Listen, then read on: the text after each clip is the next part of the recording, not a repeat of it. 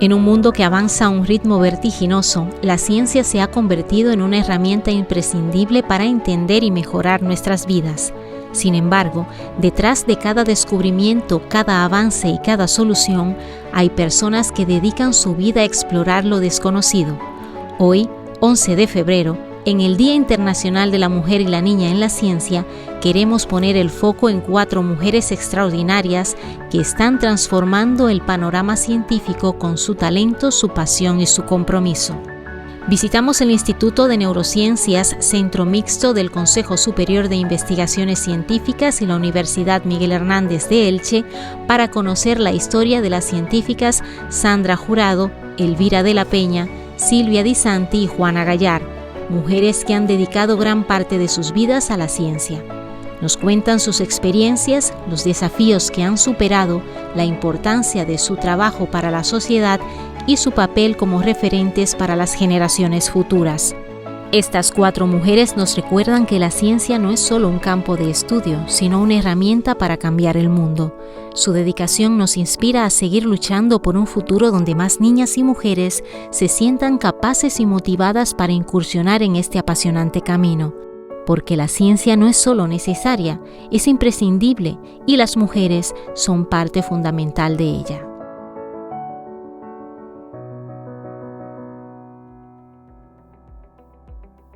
Sandra Jurado Sánchez es científica titular del Consejo Superior de Investigaciones Científicas en el Instituto de Neurociencias y la Universidad Miguel Hernández. Actualmente dirige el Departamento de Neurobiología Celular y de Sistemas, es coordinadora de la Comisión de Igualdad y del Eje de Comunicación. Dirige también el Laboratorio de Neuromodulación Sináptica en el mismo instituto. Cuenta con más de 10 años de experiencia investigando en universidades punteras de Estados Unidos, incluyendo la Universidad de Michigan, la Universidad de Maryland y la Universidad de Stanford, donde trabajó con el Premio Nobel de Medicina Thomas Sidhoff.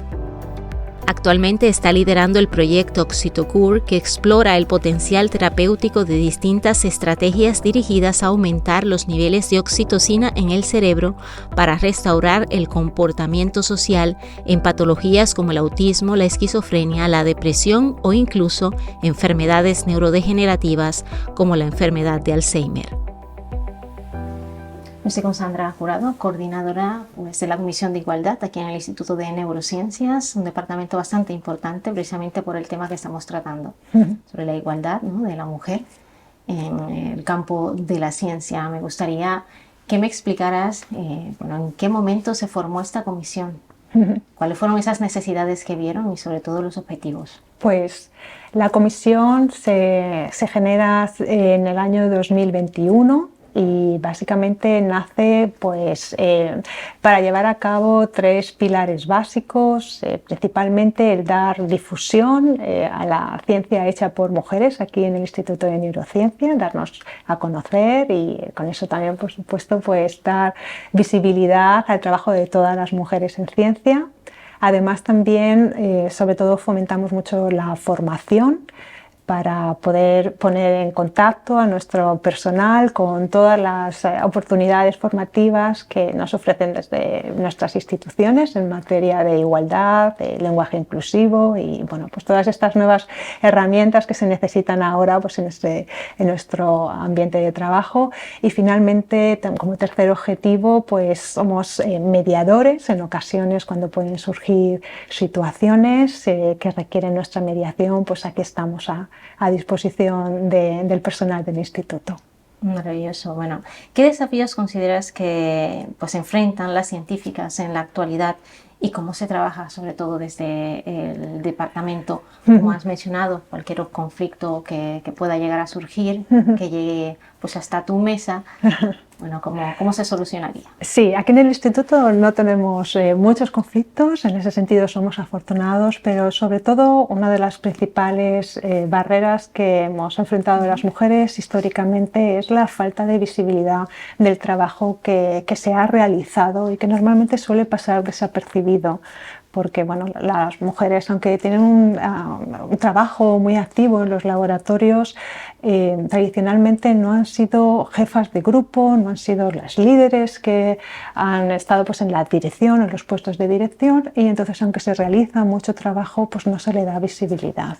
Esto hace que también falten referentes, sobre todo para las nuevas generaciones, que bueno, no asocias a lo mejor a una mujer con un papel de liderazgo en ciencia. Esto hace que también pues no te animes tú misma no a hacer ciencia, porque hay muchas chicas jóvenes que hacen ciencia, pero luego ya a pasar al siguiente nivel de dirección de una línea de investigación o dirección de un instituto. Simplemente pues muchas veces esa barrera está en nosotras mismas, en la educación y por supuesto en el ambiente que vemos, en los referentes que tenemos en la sociedad. Nosotros sobre todo pues lo que intentamos es realizar varias campañas de visibilización para pues corregir esto dentro de nuestras posibilidades y pues dar estos referentes y sobre todo pues casos de éxito, que aquí en el instituto tenemos tantas investigadoras tan prominentes, ¿no? No solo a nivel nacional sino también internacional.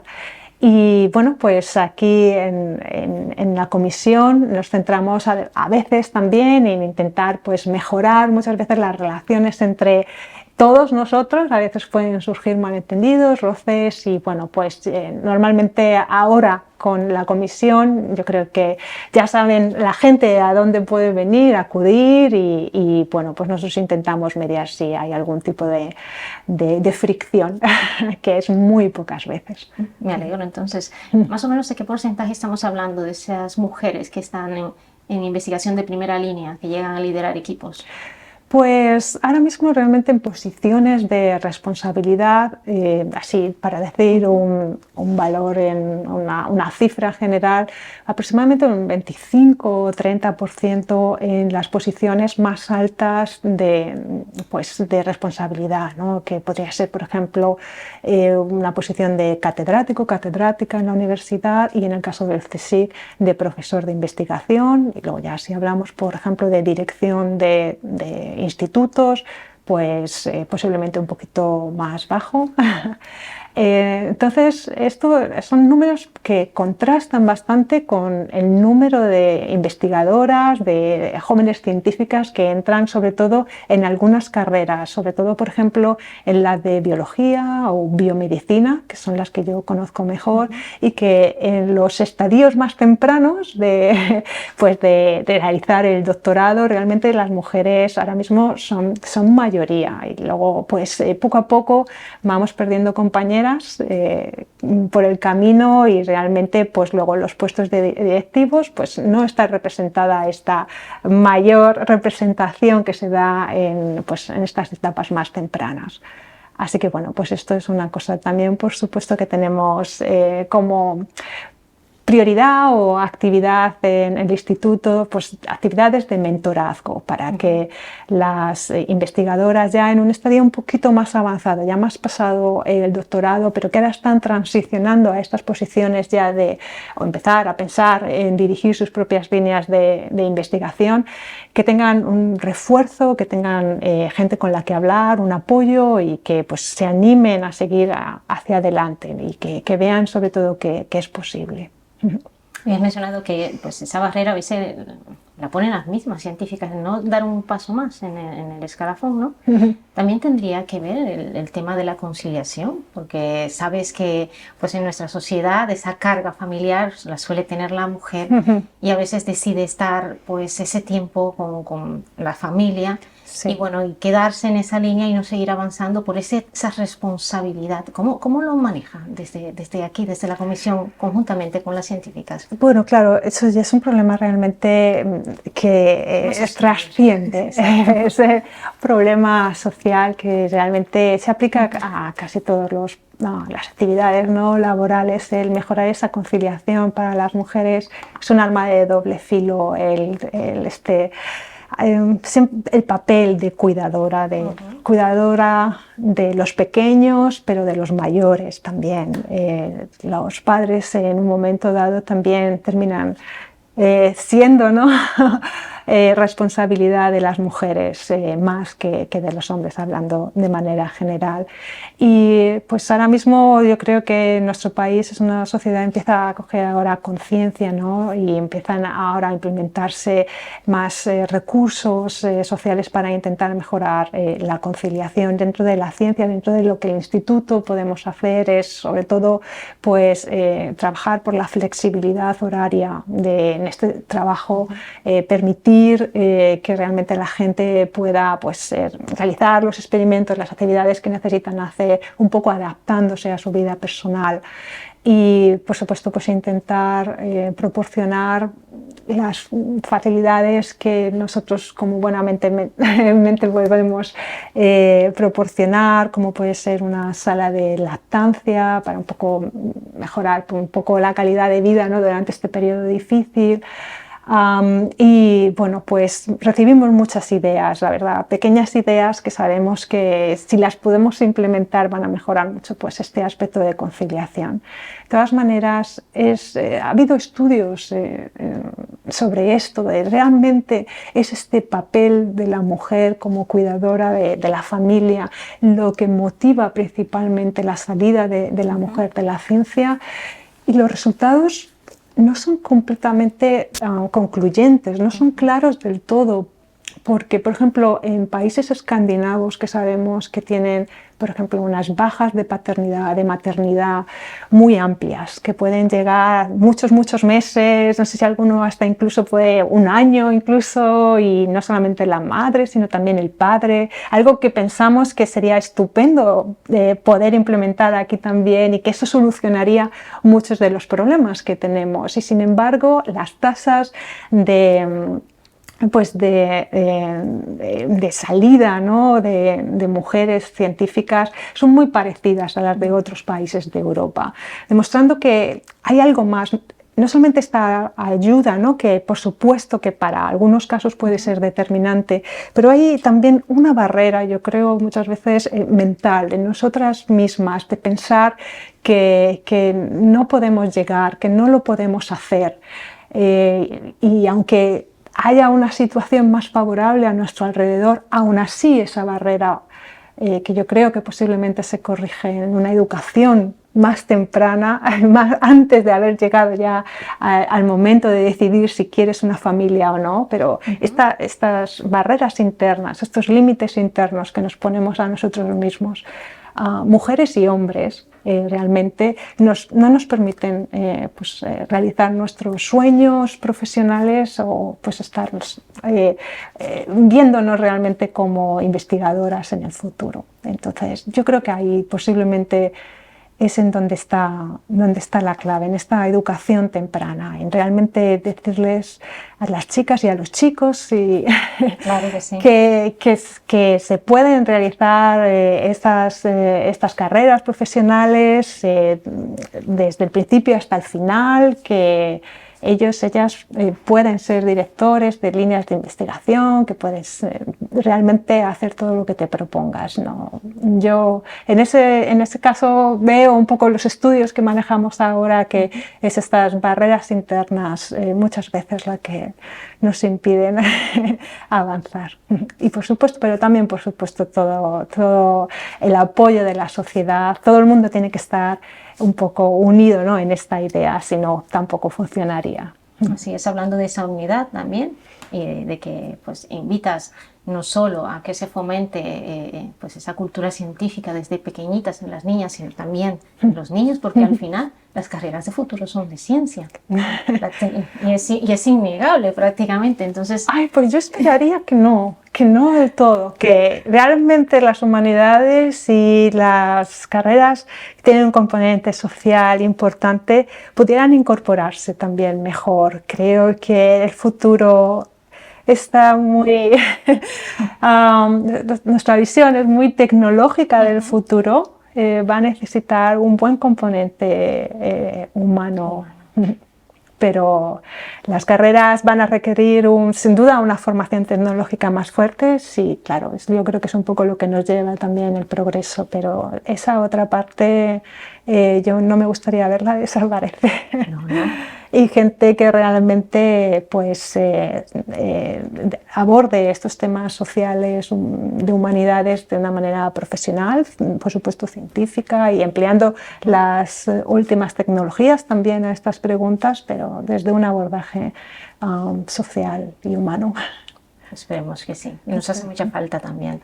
Bueno, dentro de la comisión, ¿qué papel juegan los hombres que están dentro del instituto? ¿Cómo involucras también su participación activa para que también puedan pues, contribuir a esa igualdad y a ese ambiente también pues, más igualitario dentro del instituto? Para esto nosotros es prioritario. Tenemos, por supuesto, miembros dentro de la comisión, que son nuestros compañeros también y que están encantados de hacer actividades voluntarias, como voluntarios con nosotras y ayudarnos en todo. Y la verdad es que en ese sentido aquí tenemos muy buen ambiente. Sin embargo, sí que es verdad que cuando se organizan actividades de la mujer en ciencia, normalmente la mayor parte del público es femenino. Yo creo, y eso es un reto que tenemos todavía que superar, el cómo poder pues, llegar, ¿no? Sobre todo pues, a los chicos, a los hombres, para poder también pues, hacerles llegar nuestro mensaje.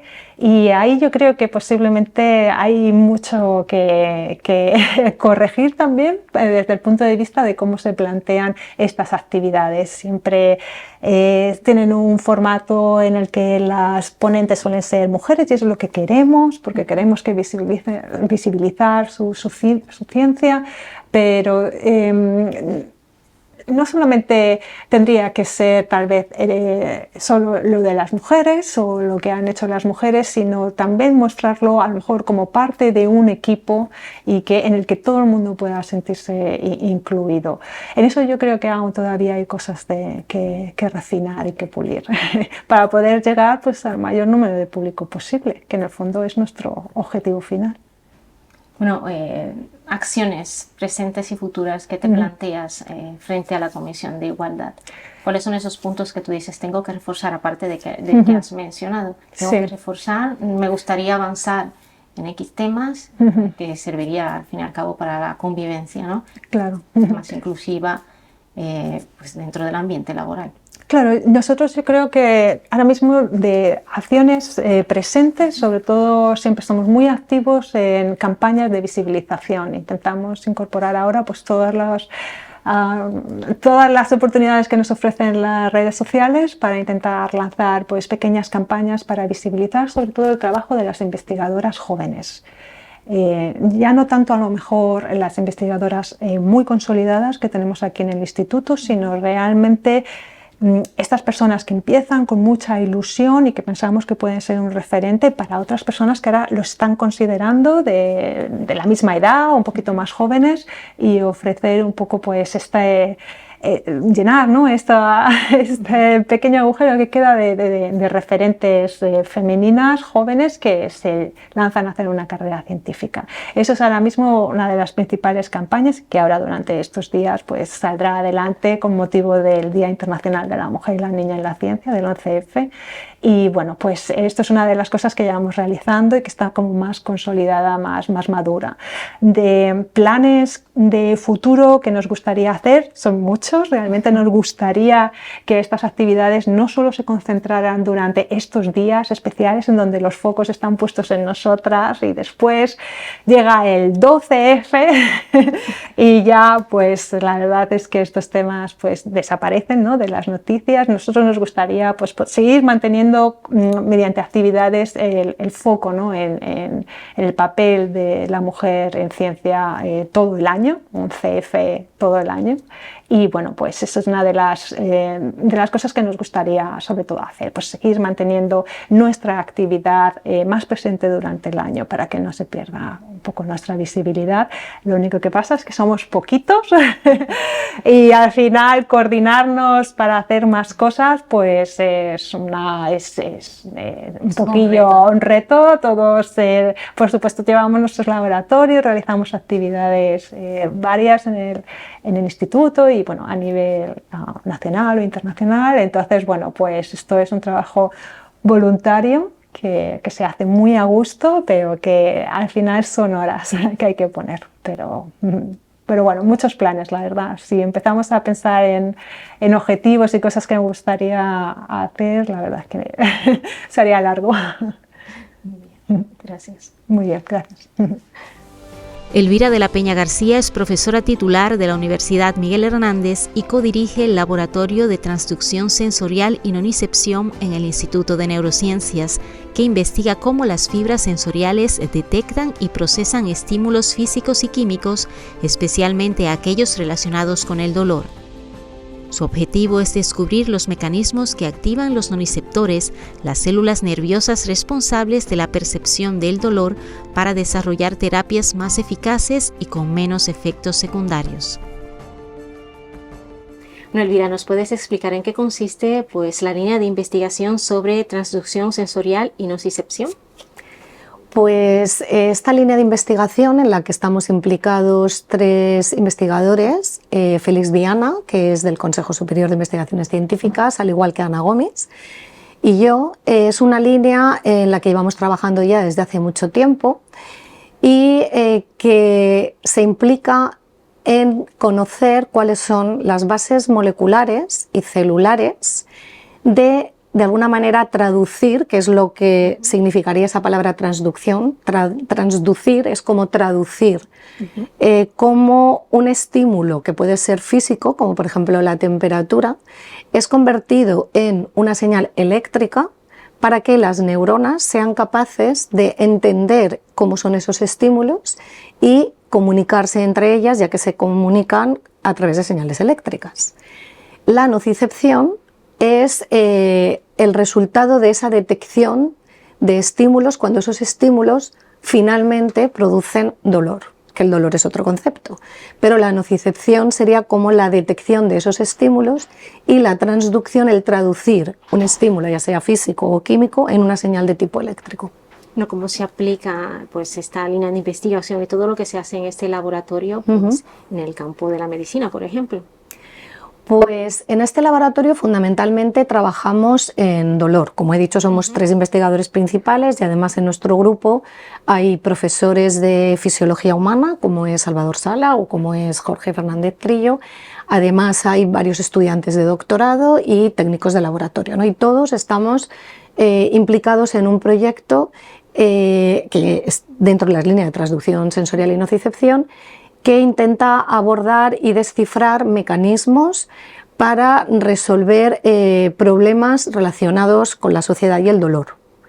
Entonces, de ahí la relación con la biomedicina, por el dolor y el problema que tiene la sociedad, ya que el dolor puede llegar a ser incapacitante. Si bien el dolor inicialmente es como un sentido, ¿no?, que podríamos unir incluso al tacto, el gusto, que estos los entendemos bien, pues el dolor nos permite identificar cosas que van a producir después un potencial daño, ¿no?, en un tejido o en un órgano, y nos permite evitar que esto ocurra. Pues si bien en un principio es un sentido que nos permite esto, por otro lado también hay un problema, y es que en muchas ocasiones desaparecen los daños y se cronifican los dolores. Y ese es un problema que la sociedad tiene, porque además de incapacitar a las personas en su vida, en su día a día, es un gasto económico tremendo, y nosotros estamos implicados en intentar entender esas propiedades para buscar alternativas, terapias y farmacología. Bien, también eres docente, aparte de investigadora. Bueno, ¿cómo se puede retroalimentar ambos campos? ¿Ser científica te hace mejor docente, o viceversa, ser docente pues te puede llegar a ser una mejor científica? Pues yo, conforme lo veo completamente bidireccional. Para mí la docencia me ayuda a organizar a nivel de investigación muy bien todas las ideas y a poder explicarlas de una forma muy clara, ¿no? Porque a los estudiantes, tengo estudiantes de grado, de máster o de doctorado, ¿no? Pero por ejemplo en grado, que son estudiantes más jóvenes y que proceden de titulaciones de bachiller, formación profesional muy diversas, tienes que ser capaz de transmitirles, ser capaz de entender, ser capaz de motivarles y esto lo aprendes allí, ¿no? Entonces, esto mismo lo trasladas luego a la investigación. Entonces, te ayuda mucho a cómo tú transmites toda esta información a nivel de investigación y viceversa. Todas las experiencias que tienes en investigación, si bien la docencia es completamente directamente relacionada con lo que tú investigas, todavía puedes aportar mucho más de tus conocimientos actuales, ¿no? Porque la docencia no es algo pasivo, es algo que es muy dinámico, al igual que la investigación. La investigación te obliga a estar al día en la tecnología, en los conocimientos y en todo. Y aunque no sean conocimientos directamente relacionados con lo que tú haces en el laboratorio, yo por ejemplo soy profesora de fisiología humana y tocamos todos los órganos y sistemas, no solamente el sistema nervioso, pero sí que es cierto que te hace ver una perspectiva diferente, porque tú estás viendo cómo ese sistema nervioso está dentro de un cuerpo humano al cual afecta, controla los otros sistemas y cómo los otros sistemas también afectan al sistema nervioso. Entonces la investigación y la docencia, la verdad es que se compatibilizan y es muy bidireccional, muy bidireccional. Así es, pues desde tu calidad como docente también, pues te permite, ¿no?, hablar ampliamente de la ciencia y a lo mejor motivar a esos estudiantes que tienen pues ese potencial que suelen ver ustedes también, y pueden llegar a ser investigadores. Sí, de hecho he dirigido 3 trabajos fin de grado, por ejemplo, he dirigido varios, ¿no? O sea, bastantes, pero 3 de ellos en concreto a estudiantes de medicina. Y estos estudiantes generalmente no hacen trabajos fin de grados en proyectos de investigación. Ellos 3 sí lo hicieron, entonces adquirieron unas habilidades diferentes, puesto que se plantean y ven la frustración, la incertidumbre, el cómo plantearte una pregunta, cómo analizarlo, cómo ver que las cosas a veces hay que verlas diferentes, sus controles, y todo ese aprendizaje les hace ser más críticos después a la hora de cómo van a abordar la clínica, ¿no? De hecho, una chica ya es oncóloga, los otros 2 chicos son neurólogos, y su experiencia en la investigación básica, que la adquirieron a través de este trabajo de fin de grado, pues ellos reconocen que ha sido para ellos muy enriquecedor a la hora de afrontar la clínica de otra manera. O sea, que valoras de manera positiva que dentro de los trabajos, dentro del el adquirir esos conocimientos, hayan pues proyectos de investigación entre los estudiantes. Sí, muy positivo, porque les da la oportunidad de poder hacer algo de investigación, y entonces la forma es a través, por ejemplo, de este tipo de programas.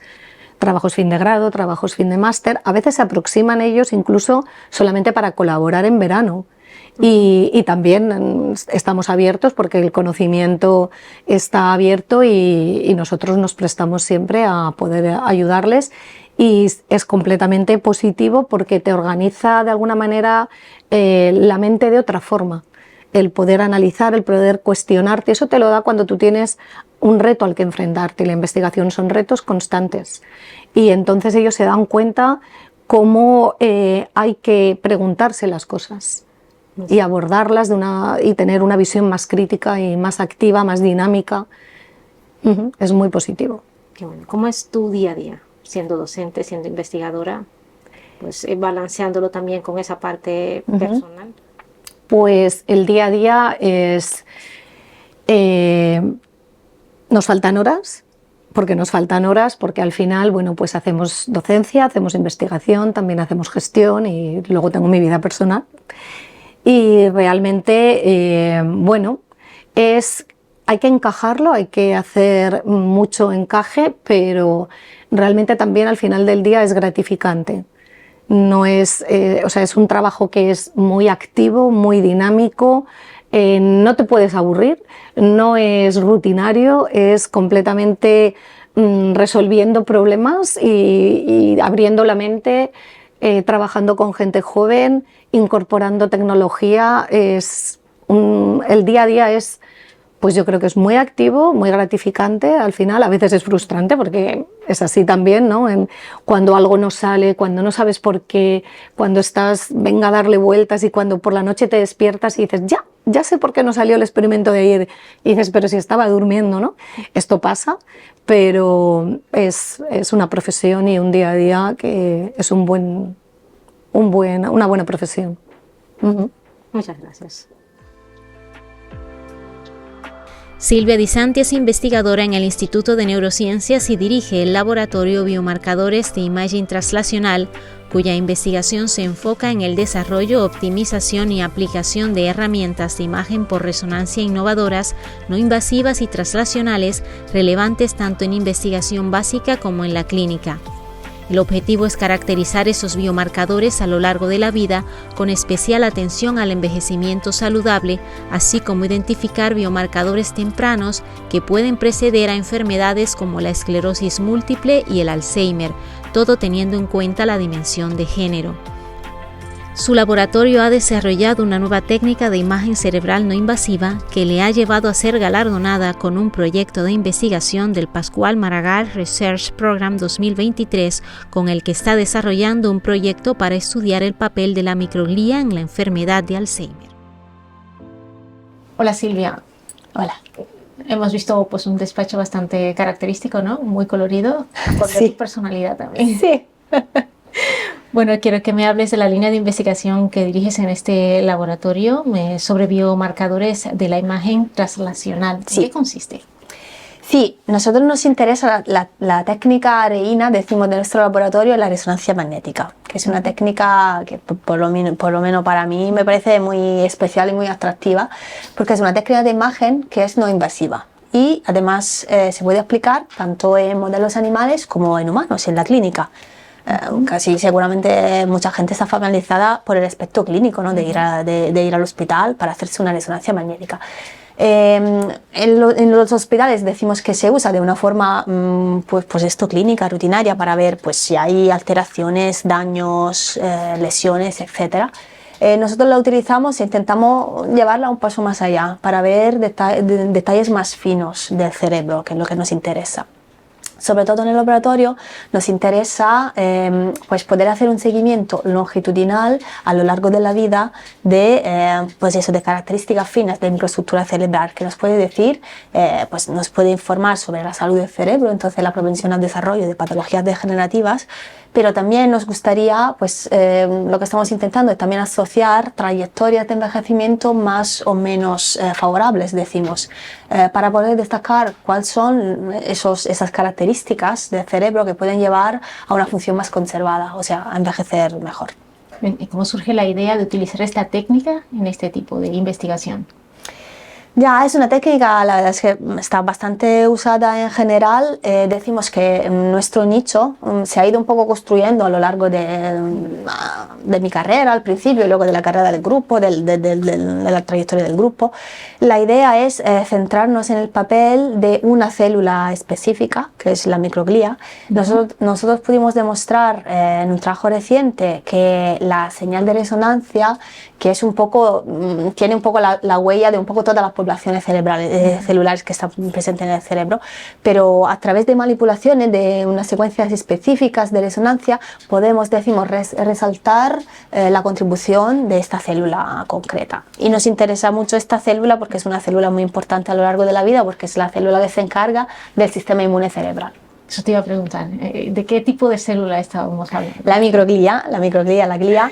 Claro. Es una célula muy interesante y muy importante, pues eso, a lo largo de toda la vida, desde antes de nacer hasta envejecimiento.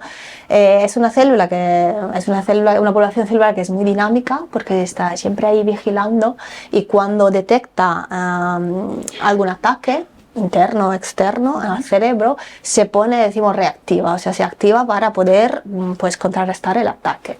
Lo que pasa es que su papel es interesante porque no siempre es positivo, no siempre es para contrarrestar a un ataque, sino que hay casos en el que el hecho de que esté reactiva durante mucho tiempo puede hacer todo lo contrario, o sea, puede dañar y acelerar la neurodegeneración. Entonces, por esto nos parece muy interesante poderla caracterizar a lo largo de la vida, justo porque tenemos una forma de hacerlo que es no invasiva en humanos, y luego pues claramente la mayoría de la investigación que hacemos en el laboratorio es como de los animales. Entonces, de aquellos mecanismos que nos interesan y que destacamos en humanos, pues podemos ir atrás y en modelos animales pues poder profundizar un poco de dónde vienen y poder manipularlos. Genial. Pues el uso de resonancia magnética para detectar daño axonal temprano en pacientes con esclerosis múltiples, por ejemplo, es un gran avance. ¿Cómo esta técnica contribuye al diagnóstico más temprano y preciso? ¿Y qué impacto puede tener pues, en los tratamientos futuros? Sí, este es un trabajo también que realizamos hace no mucho. En este caso nos centramos pues, en otra característica de la sustancia blanca, en este caso, que es pues, el tamaño axonal, tamaño medio axonal. Nosotros a través de técnica de resonancia podemos destacar estas propiedades finas, decimos, del tejido, como por ejemplo el tamaño de los axones. Los axones son las conexiones entre las regiones del cerebro y cuando hay patologías como por ejemplo la esclerosis múltiple en el que estas conexiones están dañadas.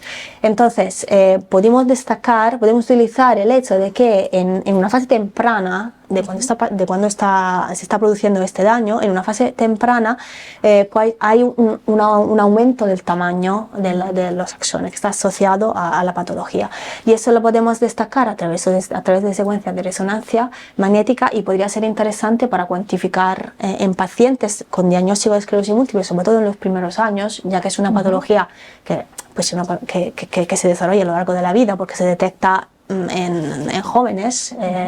Entonces, lo de poder caracterizar específicamente el daño axonal se podría correlacionar pues, con la evolución de la patología, por ejemplo, o se podría utilizar como biomarcador para el desarrollo de terapias, por ejemplo. Y la mayoría del trabajo se ha hecho en modelos animales, pero también tuvimos accesos a datos de humanos de esclerosis múltiple, con pacientes con esclerosis múltiple, y pues ahí podemos comprobar que efectivamente pues tiene potencialidad como biomarcador en la fase temprana del diagnóstico. ¿Qué te motivó a ti a estudiar este tipo de proyectos relacionados con enfermedades neurodegenerativas?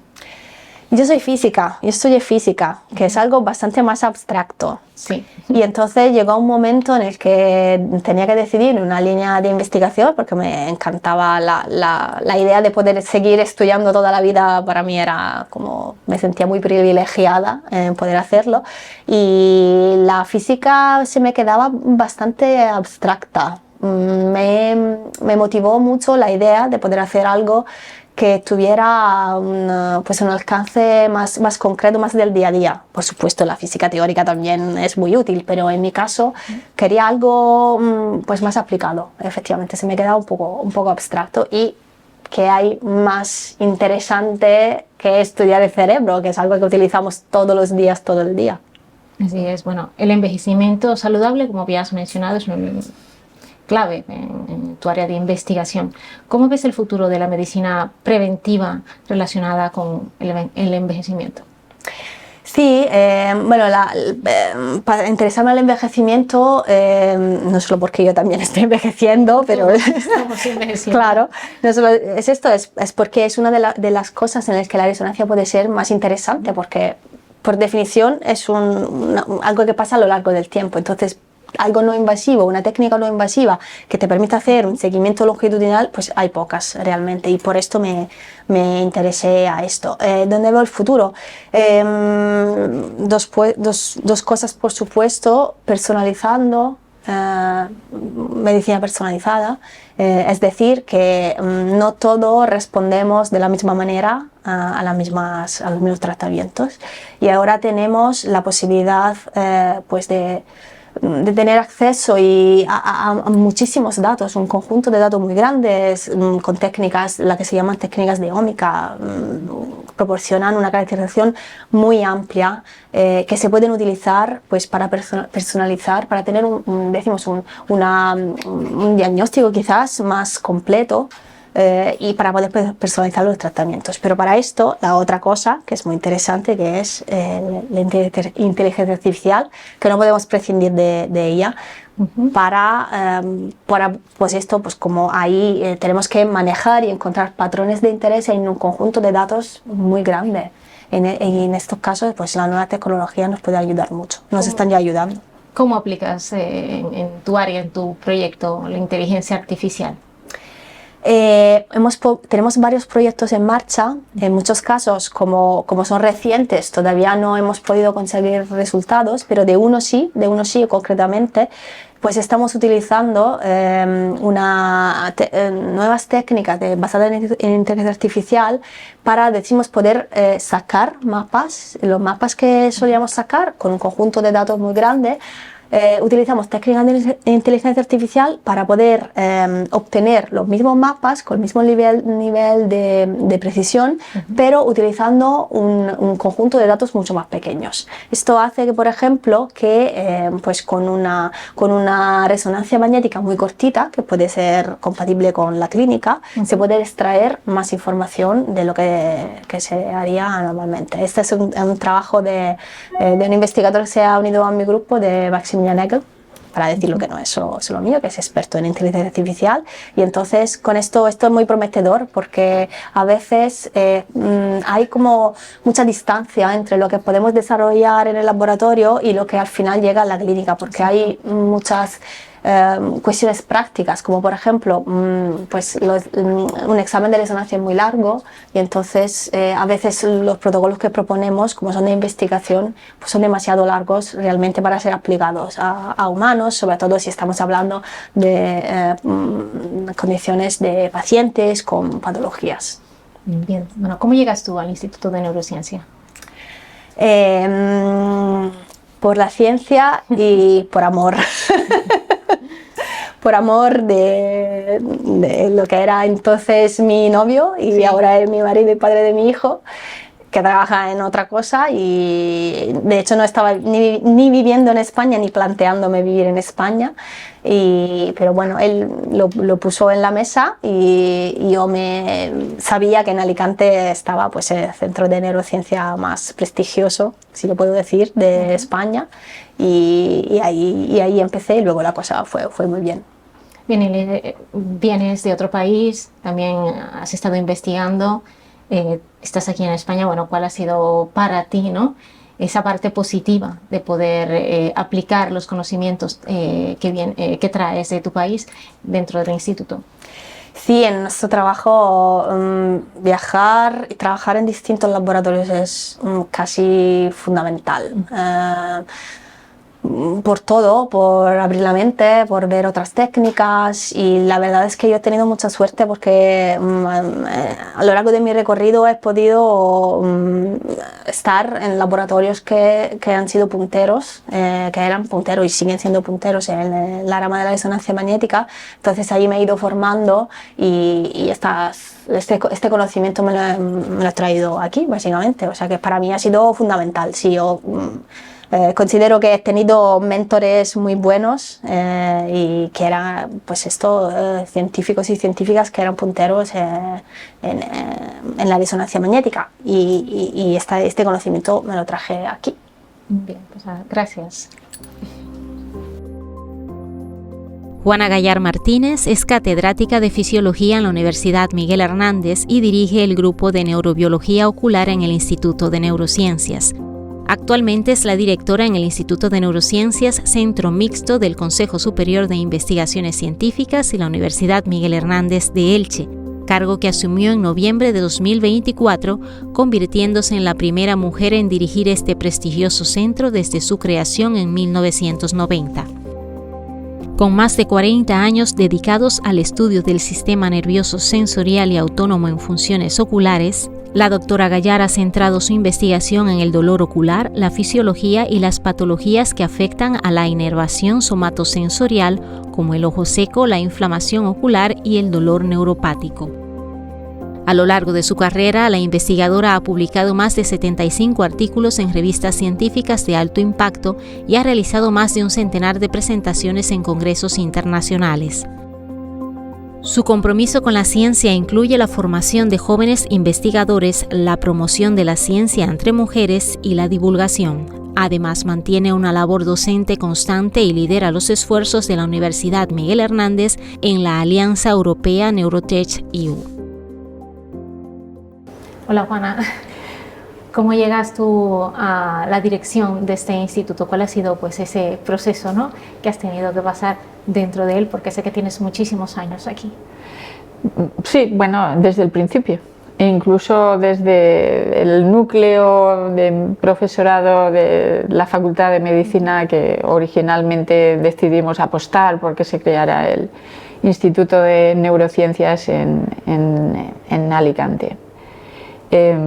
Acabábamos de aterrizar en el campus en el que estamos ahora, habitábamos en el edificio inmediatamente al lado, Muhammad al-Shafra, y decidimos convertirnos, ya que éramos muchas los que hacíamos investigación en el campo, en el ámbito de las neurociencias, decidimos solicitar la creación de un instituto universitario que nos agrupara a todos, pertenecientes a diferentes departamentos, bajo ese paraguas general de la neurociencia. Eso fue a finales de los años 80 y a principios de los 90, y aquí sigo desde entonces. ¿Qué tanto ha cambiado, evolucionado? Más de 30 años ya.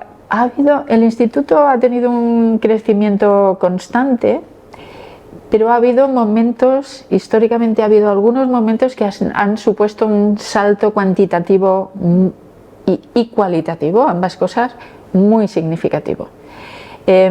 Por ejemplo, la construcción del edificio en el que estamos en estos momentos, que se inauguró hace ya, parece que fue ayer, pero no fue ayer, hace ya 20 años casi que estamos en este edificio. Ese momento fue un antes y un después. El disponer de un espacio específico para el Instituto de Neurociencias, que hasta ese momento había compartido ubicación con otros departamentos, fue muy relevante, y además de repente teníamos la opción de disponer de mucho más espacio, y eso nos permitió reclutar a personas muy significativas en el campo de la neurociencia, personas además en diferentes estadios de la carrera, desde investigadores e investigadoras muy consolidados hasta etapas intermedias de la carrera, o personal científico en etapas incipientes de la carrera, y eso fue un hito muy significativo para nosotros, el disponer del edificio. Nos permitió también, vamos a decir, vestir el edificio con una tecnología que en aquel momento era lo último de lo último, tremendamente puntera, y eso fue también un salto cualitativo muy relevante a la hora del tipo de experimentos que podíamos hacer en el instituto.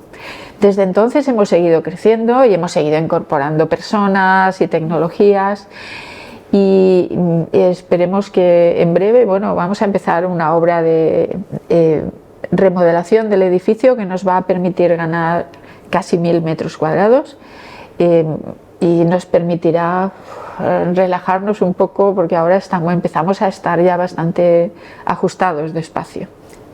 Buena señal sería entonces. ¿Qué te motivó a aceptar el reto de la dirección del instituto? He tenido muchos cargos de gestión en el ámbito universitario, tanto a nivel local, en la universidad o en el instituto, como a nivel nacional. Y creo que es algo que en el fondo no me disgusta, porque no me cuesta trabajo la gestión. Hay personas que están muy incómodas con el papeleo, por decirlo en lenguaje coloquial, pero no voy a decir que yo me lo encuentre hecho, porque el papeleo nunca está hecho y siempre requiere mucha atención al detalle y cierta dedicación, pero bueno, lo hago con bastante fluidez, y yo creo que eso ayuda bastante, porque desde un puesto de gestión hay mucho de relaciones humanas, mucho de gestión de recursos y muchísimo papeleo, y hay que saber lidiar con cada uno de esos aspectos. Así es. Principales prioridades o áreas de enfoque que desees impulsar desde la dirección. Necesitamos crecer sí o sí en espacio, porque ese es el factor limitante para seguir creciendo y sobre todo lo que nos impide echar toda la carne en el asador a la hora de reclutar talento. En estos momentos no podemos ofertar mucho espacio, por ejemplo, para captar personal interesado en venirse al instituto, que lo hay. Nosotros organizamos varias actividades anualmente como una manera de captación de talento. Hacemos algunas acciones que nos permiten presentarnos y a la vez conocer a las personas que están interesadas en trabajar en el ámbito de la neurociencia y en particular en trabajar en nuestro instituto. Pero somos muy realistas y además no engañamos a la gente.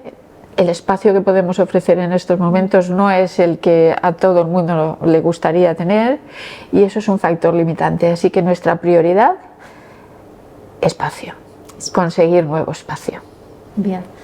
¿Cuáles son los campos o áreas más prometedoras dentro de la neurociencia que podrían pues, generar avances científicos en los próximos años? Siempre ha habido grandes saltos asociados al desarrollo de alguna herramienta que fuera muy útil para aplicar en el laboratorio. El desarrollo del microscopio, por ejemplo, fue un antes y un después. Estamos hablando de hace varios siglos, obviamente. Hubo un enorme salto a principios de los 90, a finales de los 80, con el desarrollo de la biología molecular, que en la primera mitad de los 90 fue como un boom y supuso un antes y un después en muchos campos de la investigación, en particular en la neurociencia. Y la siguiente va a ser el análisis masivo de datos, llámese X, inteligencia artificial, toda la tecnología que nos puede ofrecer esa computación, computación que por otra parte está intentando imitar al cerebro, así que esto es como un círculo vicioso. Necesitamos conocer cómo funciona el cerebro, para lo cual usamos computación, pero a su vez la computación intenta imitar el funcionamiento del cerebro porque sabe que es una manera mucho más fácil de aprender, por ejemplo. Bueno, diferentes laboratorios entiendo que también se ayudan, ¿no? O incluyen inteligencia artificial en sus investigaciones. Prácticamente todos los grupos tienen algún componente, alguna de las personas que pertenece a cada grupo de investigación tiene o una formación específica en matemáticas, en informática, en ingeniería muy cercana al campo de la computación y que está ayudando al análisis de datos. Y también tenemos, por supuesto, vamos a decir, un mini servicio, porque es pequeñito en estos momentos, pero sí que tenemos como servicio central del instituto una unidad de bioinformática que ayuda, sobre todo dando formación al personal investigador que todavía está en formación, a los más jóvenes, porque es una herramienta muy potente que tenemos que empezar a utilizar de manera rutinaria en todos los laboratorios.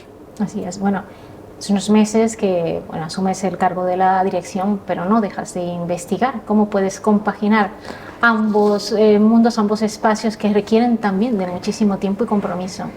Pues esto es como todo. Cuando uno tiene mucho trabajo, una de dos, o no ve a la familia o deja de dormir, pues esto es un símil bastante aplicable. Y en este caso sí que sale perdiendo la investigación, porque el tiempo que le tienes que dedicar a la gestión no lo puedes reducir, y por mucho que intentes reducirlo al mínimo, siempre te consume bastante tiempo, así que es menos el tiempo que puedes dedicar a la investigación.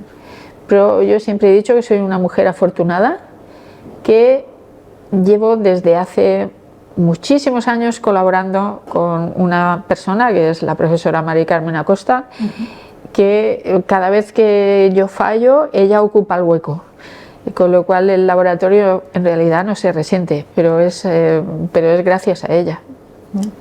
Qué bien. Bueno, ¿qué te parece más complicado? ¿La parte de ser investigadora, ¿no? Las funciones en sí de una investigadora, o el nuevo rol que acabas de asumir? Son diferentes, son papeles tremendamente distintos. Uno es muy creativo, y no estoy hablando precisamente de la gestión en la dirección. Creativo en el sentido de que te permite, es creativo de verdad. No voy a decir que sea creativo como ser un pintor o ser un artista de algún tipo, pero no deja de tener un cierto nivel de creatividad, pues estás generando algo, en este caso conocimiento, ¿no? Así que es muy creativo y sobre todo algunos lo vivimos con ese tinte de creatividad.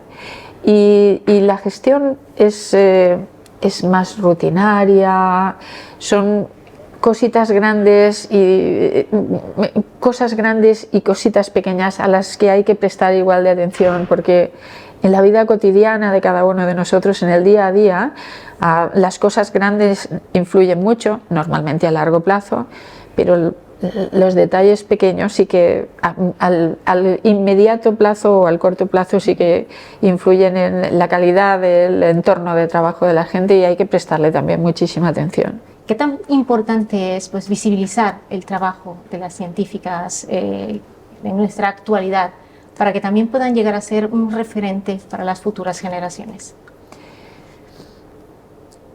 Desde hace muchísimos años yo me he propuesto que en todas las actividades que organizo haya una mayoría de mujeres. ¿Por qué?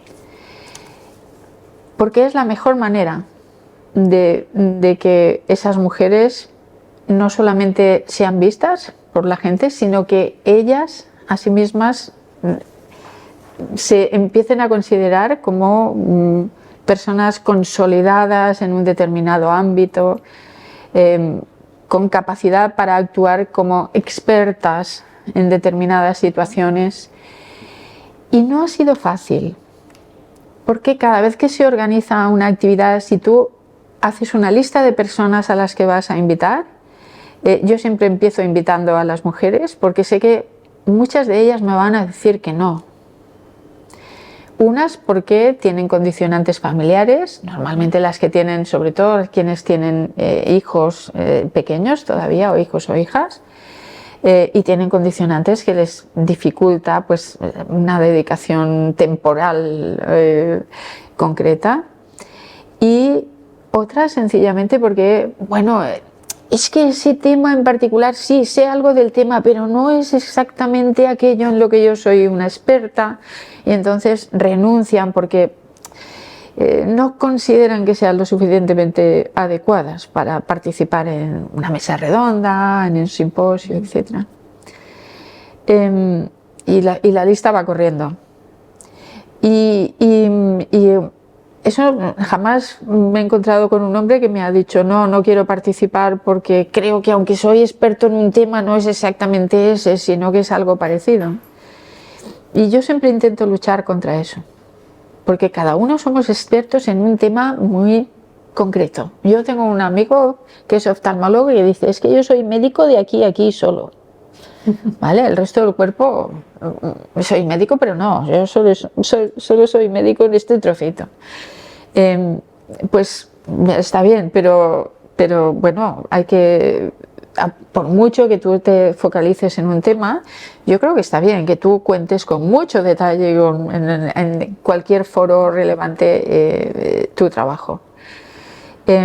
Y así que quienes me han seguido la pista saben que yo algunas veces organizo, sin decirlo, actividades en las que todas son mujeres. Muy bien. Te lo decía porque si vamos a los institutos o a los colegios, a las personas que ponen en referencia, por ejemplo, el Día Internacional de la Mujer y la Niña en la Ciencia, siempre es una Rosalind Franklin, una Marie Curie, mujeres que han abierto camino, pero bueno, que en la actualidad yo sé que hay muchísimas mujeres también con línea de investigación bastante interesante, que a lo mejor no llegan a ser ese referente que tiene esa niña en ese momento. Es que no podemos ser así de perfectas, ni así de exitosas. Es imposible. pero eso no quita para que lo que hagamos sea relevante. Y yo creo que es importante transmitir convertirnos en un ejemplo de que sin llegar a ese tope, porque en España Margarita Salas ha habido una, y no habrá ninguna más posiblemente en los próximos N años, ¿no? Pero da igual, hay muchísimas otras mujeres que han hecho contribuciones muy significativas a la ciencia en España y que pueden ser un buen referente sin haber llegado a ese nivel de preponderancia o de conocimiento general tan grande como algunas, que además siempre son los mismos ejemplos. Tenemos que combatir el que siempre sean los mismos nombres, porque parece que no haya nadie más, pero son muchas. Bastantes. ¿Cómo se podría pues mejorar, ¿no?, en los centros educativos esa motivación entre las niñas para que entiendan que ellas también son capaces de poder elegir una línea científica al igual que cualquier hombre? Una cosa muy importante es enseñar que a día de hoy, incluso hace 20, 30, 40, 50 años, hubo mujeres que hicieron grandes contribuciones desde, no voy a decir que desde el anonimato, pero sí desde lugares discretos. Y que al cabo del tiempo esos mini descubrimientos, esas pequeñas contribuciones, luego han tenido un enorme impacto en la vida de las personas y en nuestra calidad de vida. Yo creo que eso es muy importante, porque anima a que incluso haciendo cositas que a día de hoy aparentemente no van a ir a ningún sitio, no tienen una tal, pero sí que estamos contribuyendo desde todos los aspectos. Estoy pensando en mujeres que han hecho contribuciones a la física o a la química que han sido muy puntuales y que pues no se les dio en su momento reconocimiento porque eran contribuciones menores, pero que luego nos han permitido el desarrollo de grandes cosas que nos han sido muy útiles en la actualidad, o ingenieras que desarrollaron algún pequeño artefacto que pasó sin pena ni gloria, pero que a día de hoy nuestros coches todos tienen un limpiaparabrisas, por ejemplo. Idea de una mujer. Sin embargo, no se dice. A eso me refiero. Tenemos lavaplatos en casa, pero también ha sido idea de una mujer. Pues eso digo, o sea que tenemos que hacer pues ese tipo de difundir, ese tipo de no solo difundir a las grandes científicas, ¿no?, sino también esos pequeños ejemplos con los cuales nos podemos sentir mucho más identificadas muchas más mujeres, porque están más a nuestro alcance, están más es algo factible, está a nuestro abasto, es algo a lo que podríamos llegar a sentirnos identificadas. Llevas muchísimos años en una línea de investigación en concreta. Me gustaría que me digas cómo ha evolucionado en estos últimos años y en qué punto se encuentra. Yo llevo trabajando décadas, iba a decir 40 años trabajando, y no es por decir, si son 40 años, 40 y alguno, en la misma línea de trabajo, y ha evolucionado mucho en el sentido de que las tecnologías que empleamos en el laboratorio han evolucionado, y por lo tanto eso nos permite contestar preguntas que hace 20 años no habríamos podido contestar. Habríamos podido formular la hipótesis, pero no podríamos haber hecho el experimento para contestar si nuestra hipótesis es verdadera o no es verdadera, ¿no? Pero hemos seguido en la misma línea, en la línea de explorar cuáles son las bases de las sensaciones, en particular de la sensación de dolor, desde muchos aspectos, desde el nivel más molecular, últimamente utilizando herramientas de biología molecular o animales modificados genéticamente, etcétera, hasta la fase final, el análisis de la sensación que cada uno de nosotros experimentamos cuando se ponen en marcha esas vías sensoriales y nuestro cerebro procesa la información, la compara con cuál ha sido nuestra historia anterior, nuestro aprendizaje previo, el entorno en el que hemos crecido, etcétera, etcétera, y tenemos esa percepción concreta evocada por un estímulo. Así es. Bueno, pues has caminado, no has escalado poco a poco a lo largo de tu carrera y de estos más de 40 años en esa línea de investigación. Has llegado pues a la dirección de ese instituto tan prestigioso. En el día de hoy has hecho pues grandes avances en la ciencia. Me gustaría saber cómo quiere Juana Gallar que la recuerden en la historia de la ciencia. Pues ¿cómo te gustaría ser recordada? Me hizo mucha ilusión hace unos años ver mi nombre en un libro de texto. Maravilloso. O sea, que alguien en un libro de texto mencionó y los experimentos, bla, bla, bla, y que me mencionara expresamente. Y yo creo que no quiero nada más. Quiero decir, esa pequeña satisfacción que te da que lo que tú has trabajado durante, estoy hablando de hace ya más de 20 años, ¿no? Pero el trabajo que tú has hecho durante 15 años ha sido lo suficientemente meritorio y se considera lo suficientemente consolidado como para que alguien lo incluya en un libro de texto mencionándote expresamente. Muchas gracias. Muchas gracias. ¿Qué llevó a estas mujeres a dedicar sus vidas a la ciencia? ¿Cómo surgió esa chispa de curiosidad que las impulsó a explorar lo desconocido? Ellas nos cuentan en primera persona qué las motivó a estudiar una carrera científica, cuáles fueron esas inquietudes que las llevaron a elegir este camino y quiénes fueron sus referentes. Además, nos explican sus líneas de investigación, esas áreas en las que están dejando huella, y nos hablan de los desafíos y los logros que han marcado sus trayectorias. También nos comparten su visión sobre cómo inspirar a más niñas y jóvenes a sumarse a este apasionante mundo de la ciencia. Lo que me motivó para estudiar la carrera de ciencias fue principalmente pues, los profesores del colegio, que eran realmente muy dinámicos, nos explicaban las cosas pues, de una manera bastante amena y te empieza un poco a surgir la curiosidad, sobre todo un poco al principio pues, por los animales, por la naturaleza, y bueno, poco a poco pues, ya me fui decantando para estudiar principalmente química al principio. Después química me pareció a lo mejor un poquito más arduo de entender, me pasé a la bioquímica y dentro de la bioquímica realmente la neuroquímica y la neurociencia fue algo que realmente me llamó más la atención.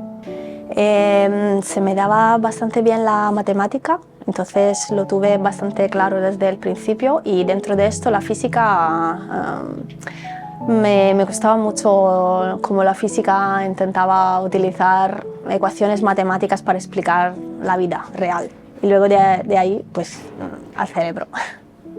Yo creo que me motivó la carrera de ciencias pues mi propia inquietud por conocer cosas nuevas, y también el hecho de tener a mi alrededor gente que se dedicaba a ciencias y que, bueno, me inspiraban, también me sugería, me producía curiosidad lo que estas personas me contaban y me explicaban. Pues posiblemente que tuve un profesorado extraordinario en las disciplinas STEM en el bachillerato. Recuerdo muy bien a mi profesora de biología, Milagros Calparsoro-Lavallen, y a mi profesor de matemáticas, el profesor Márquez. Y yo creo que ellos fueron como dos referentes para mí a la hora de elegir carrera. Aunque también me gustaba mucho la historia del arte, por ejemplo. Mis referentes iniciales para decidirme a estudiar una carrera de ciencias fueron pues mis profesoras. La verdad es que yo estuve en un colegio que era un colegio religioso y había mujeres, y esas mujeres a mí no me extrañaba que se dedicaran a ciencias. A mí no, yo no he tenido esa barrera porque lo he visto de forma completamente natural. Mi profesora de biología era una mujer que nos sacaba al campo a ver las plantas, a analizarlas, a contar cuántas carpelos tenía. Todavía me acuerdo incluso de aquel vocabulario, ¿no? Tenía una profesora de química y me parecían maravillosas todas aquellas cosas que nos contaban, y nos llevaban a los laboratorios y hacíamos pues lo mismo, hacíamos la disección de un mejillón. Entonces, bueno, pues a mí todo aquello de estar activa, estar implicada, me producía curiosidad, mucho más que aquellas otras asignaturas que eran pues más estáticas, menos dinámicas, y que de mí requerían simplemente, yo en aquel momento lo veía así, un ejercicio memorístico. Muchos, pero destacaría mis mentores. He tenido mentores muy buenos a lo largo de la carrera, además muy complementarios entre ellos, que me han transmitido tanto el amor hacia la investigación como la forma de ser exitosa o intentar por lo menos serlo. O sea que he tenido mentores muy buenos. Mi línea de trabajo consiste en el estudio de circuitos del hipotálamo, que es una región que regula funciones muy básicas, como puede ser la regulación del comportamiento social o, por ejemplo, la ingesta, el sueño. Nosotros principalmente nos centramos en una región del hipotálamo, que son los circuitos de oxitocina y que modulan la interacción y el comportamiento social. Cuando estos circuitos se alteran, pues se producen distintas enfermedades asociadas con déficits sociales, como puede ser el autismo. Estamos interesados en entender, ¿no?, cuáles son estas alteraciones para intentar buscar soluciones, intentar corregirlas. Pues justo en este momento, por hablar de actual, estamos trabajando en el grupo en intentar conocer cuáles son las bases por las cuales las neuronas que detectan los estímulos se transforman o se modifican cuando, por ejemplo, han sido expuestas a tratamientos por quimioterapia. Quiero decir con esto, pacientes tratados con quimioterapia desarrollan en algunos de los casos unas neuropatías, es decir, unas dolencias asociadas al sistema nervioso que les incapacita y que les produce una hipersensibilidad, por ejemplo, al frío, ¿no? Entonces, estos pacientes no pueden tocar algo que sea metálico porque notan una sensibilidad al frío terrible. Nosotros lo que estamos intentando es entender por qué ocurre eso a nivel de esas neuronas que son las sensoras, las que están en contacto con ese estímulo, para intentar buscar tratamientos que puedan abordar esa sintomatología y desde la neurona más externa, de forma que los efectos secundarios que se producen después son mucho menos agresivos que cuando se abordan ya en el sistema nervioso central. Mi línea de investigación se centra en el desarrollo y en el utilizo de técnicas basadas en imagen por resonancia magnética, que es una técnica de imagen no invasiva, para investigar trayectorias de la microestructura cerebral a lo largo de la vida, tanto en envejecimiento saludable como en patologías degenerativas, como por ejemplo el Alzheimer. Yo empecé trabajando en fisiología sensorial, estudiando cómo trabajan detectando los diferentes estímulos que finalmente evocan sensaciones en nosotros, y en concreto empezamos a centrarnos en los receptores que finalmente evocan la sensación de dolor.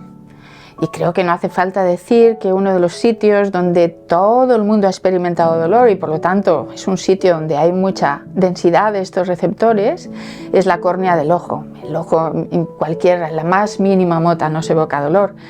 Así que empecé a utilizar el ojo como modelo, la córnea del ojo en particular. Y a raíz de eso descubrí que no solamente estaba interesada en lo que es la fisiología del dolor y cómo son los mecanismos del dolor, sino que el órgano en sí, que era el objeto de mi atención, el ojo, también era apasionante. Por eso mi trabajo en estos momentos está a caballo entre las neurociencias y la oftalmología.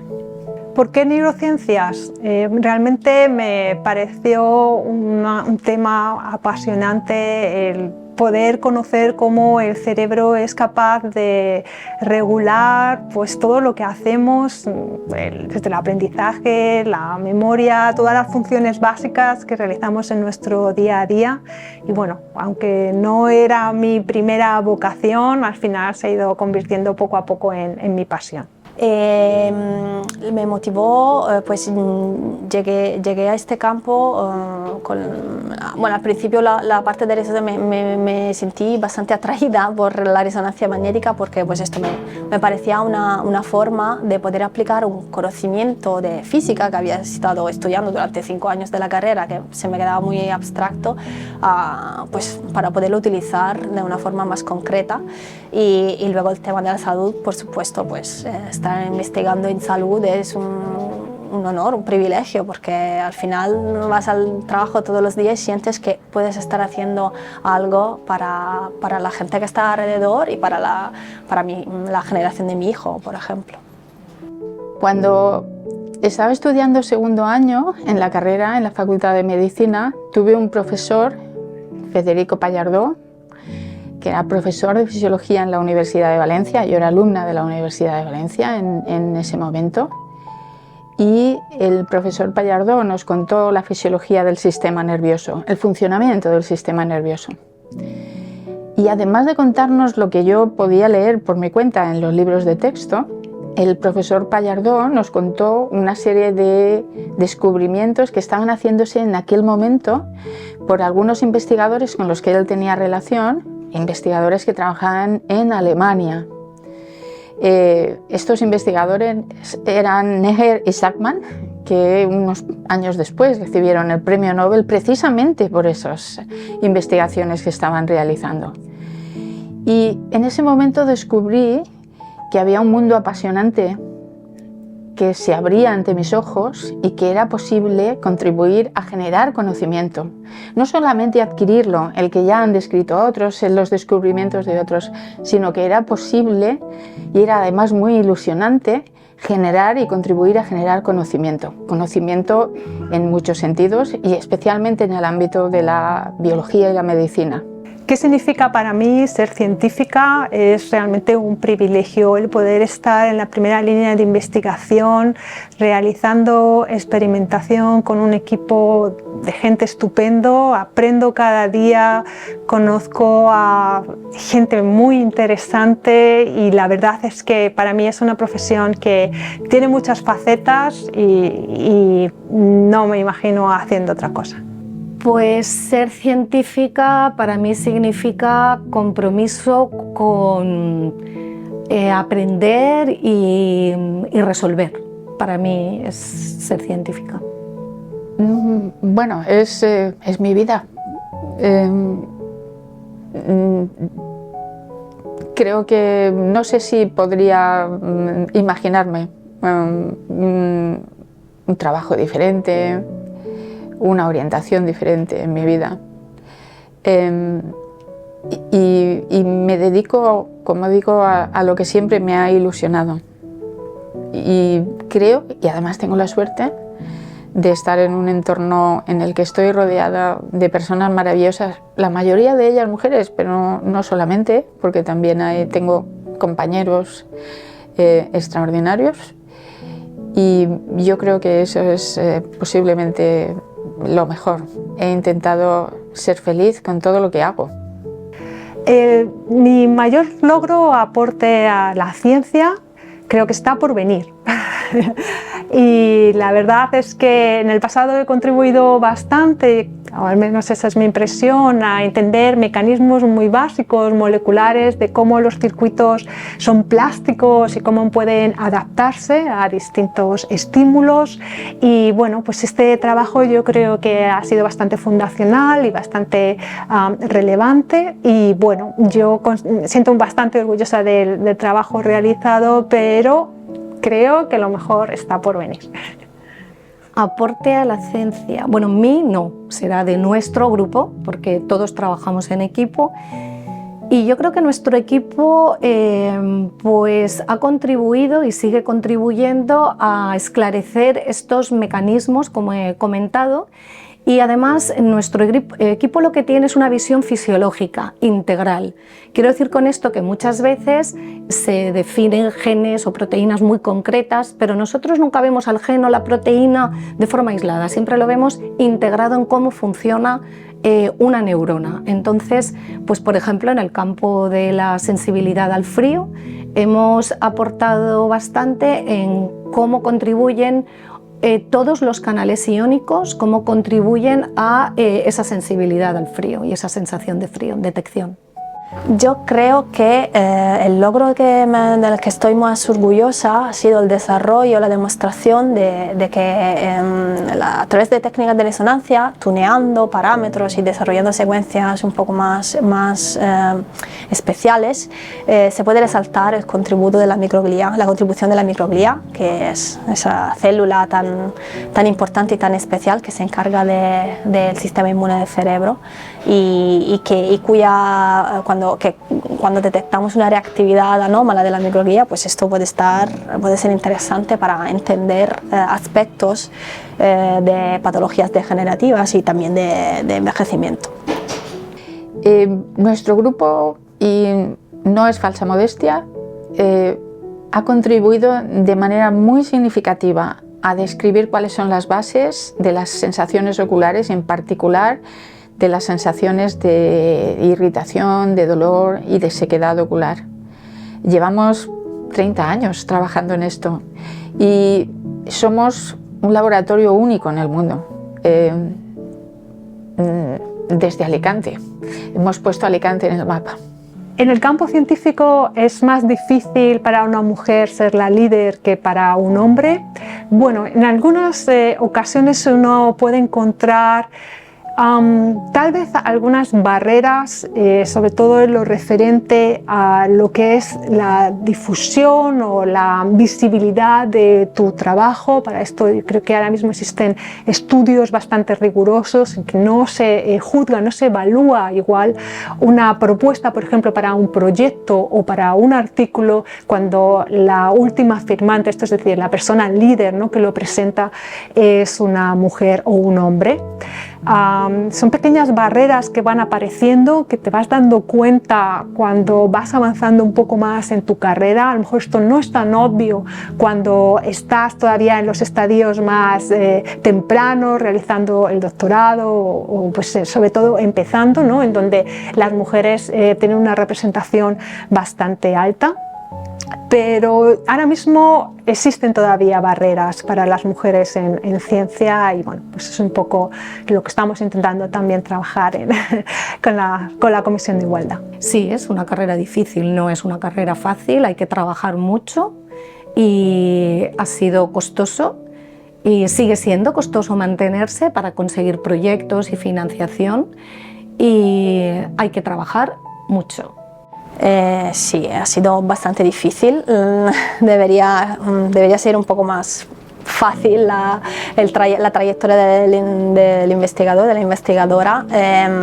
Hay varias cosas que han sido bastante duras, sobre todo la falta de estabilidad durante mucho tiempo y la falta de estabilidad en momentos de la vida, de tu vida personal, en la que te apetecería tener un poco de estabilidad porque te gustaría hacer planes, y me he sentido que durante muchos años cambiaba muy a menudo de lugar de trabajo y siempre iba a distintas Ikeas en el mundo comprando siempre lo mismo, y esto se repetía y al principio cuando yo era más joven era algo que aprovechaba o que disfrutaba.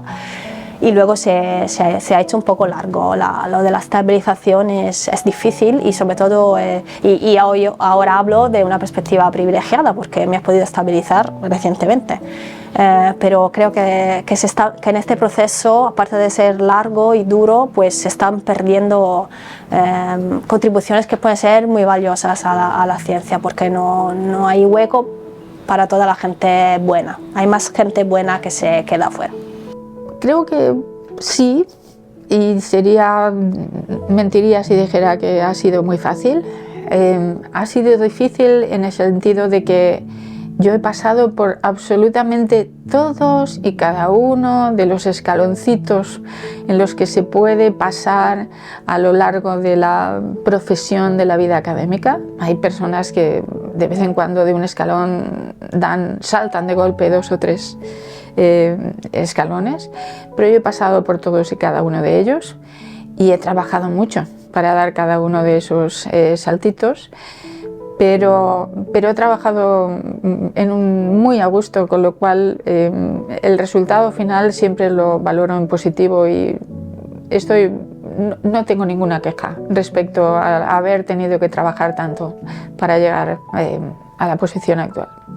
¿Cómo fomentar las carreras STEM entre niñas y jóvenes? Esto es algo que tiene que iniciarse desde los primeros estadios de la educación, en las edades más tempranas, ofreciendo sobre todo referentes que les permiten a las niñas no solamente que les entusiasme la ciencia, sino también que les demuestren que pueden hacer la ciencia como mujeres y que además hacer ciencia es divertido, interesante. Pues quizá experimentando con ellos desde bien pequeños, experimentando, que vean que la experimentación, ya sea en el campo de la física, las matemáticas, en el campo de la tecnología, pues poder ponerlo inicialmente como un juego, pero ya desde infantil, diría yo.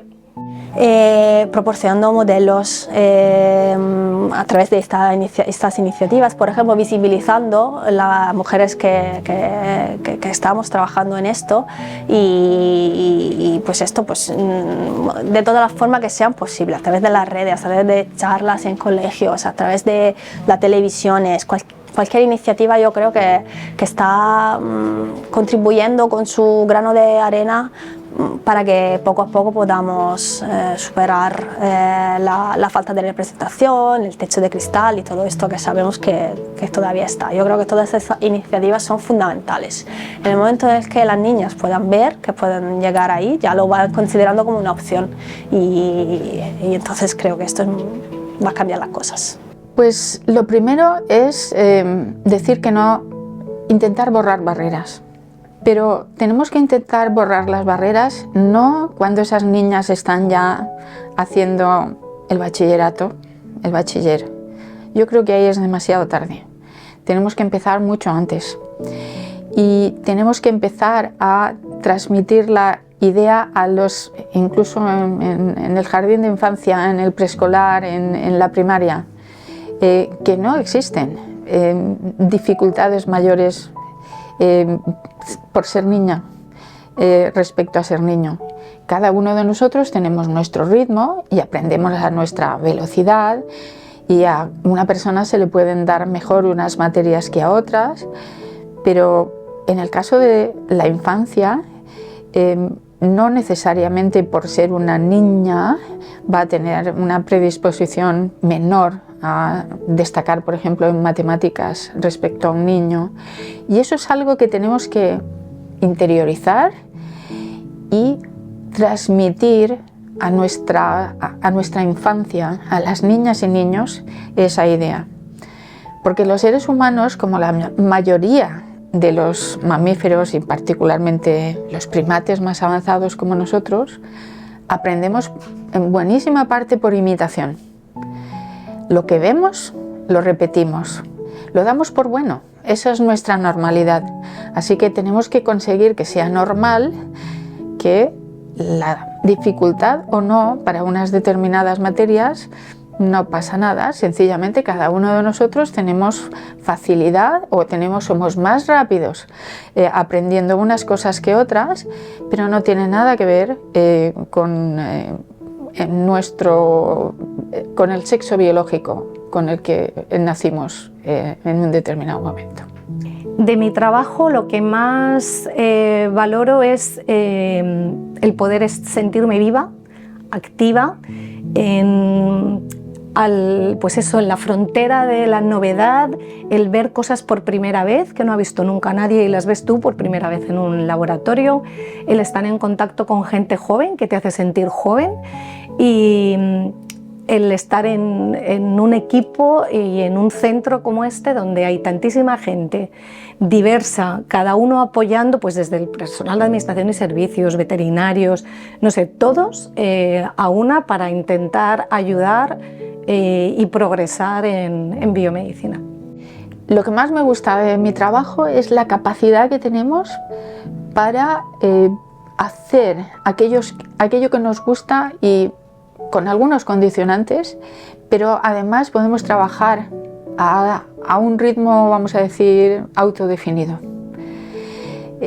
Lo que más me gusta de mi trabajo es que nos ilusiona. Estoy rodeada además de gente que siente mucha ilusión por el trabajo y yo creo que esa ilusión es la que nos lleva a trabajar muy a gusto en esa línea de intentar adquirir conocimiento nuevo que luego vamos a aplicar fundamentalmente a la salud humana. ¿Qué les diría a las niñas que tienen interés por la ciencia, que tienen el interés pero aún no se han decidido? Pues yo creo que lo intenten, que busquen si pueden en su entorno a alguna persona, algún referente que tenga contacto con la ciencia, que les permita esa entrada, ¿no?, inicial, si ellas tienen miedo de hacerlo solas, que busquen a su alrededor y en todo caso que se atrevan, porque van a encontrar un mundo apasionante, interesante, lleno de gente realmente muy, la verdad que inspiradora, diría yo, y que esto es una profesión, a lo mejor no se transforma finalmente en tu profesión de por vida, pero al haber tenido este contacto y haberlo probado, yo creo que es algo que no se olvida. Pues que no desistan, que hay que trabajar mucho, pero que aquí estamos y igual que hemos llegado los que estamos hablando ahora, pues van a llegar, seguro, sin ninguna duda. Es como en todo en esta vida, persigue tu sueño que con mucho trabajo se consigue. Que mola mucho, que mola mucho. Que es un privilegio poder sentarte por la mañana en tu despacho y pensar que tu tarea diaria es pensar, investigar, decidir qué hacer, explorar. Es un privilegio, la verdad. Lo que pasa es que cuesta llegar a este momento privilegiado, pero compensa. Mola mucho. Creo que lo importante es tener en cuenta que lo más importante, lo más, es hacer algo que nos guste, que nos apasione en realidad, porque es la mejor manera de trabajar y es la mejor manera de conseguir nuestras metas. Y hay que tener clarísimo que las mujeres en ciencia no todas vamos a ser premio Nobel, porque premios Nobel hay poquísimos, tanto hombres como mujeres mucho menos, por supuesto, pero incluso entre los hombres también. Ningún hombre se frustra porque no llegue a tener un reconocimiento de ese nivel. Las mujeres tenemos que hacer igual, tenemos que hacer nuestro trabajo bien, tenemos que hacer nuestro trabajo de manera que nosotras estemos satisfechas con lo que estamos haciendo en cada momento, pero teniendo en cuenta que no es necesario ser la primera, la puntera para sentirse satisfecho. Hay que trabajar también desde la humildad, pero siempre con plena satisfacción y quedándonos satisfechos a tope de que lo que estamos haciendo lo hemos hecho con mucha ilusión y poniendo en ellos lo mejor de cada una de nosotras. ¿Volvería a elegir esta carrera? Siempre. Seguro, sí. Por supuesto que sí, sí. Posiblemente, aunque he de decir que cuando tenía 17 años hubo un momento que quise estudiar Derecho. Fue una cosa muy extraña, pero se me pasó rápido.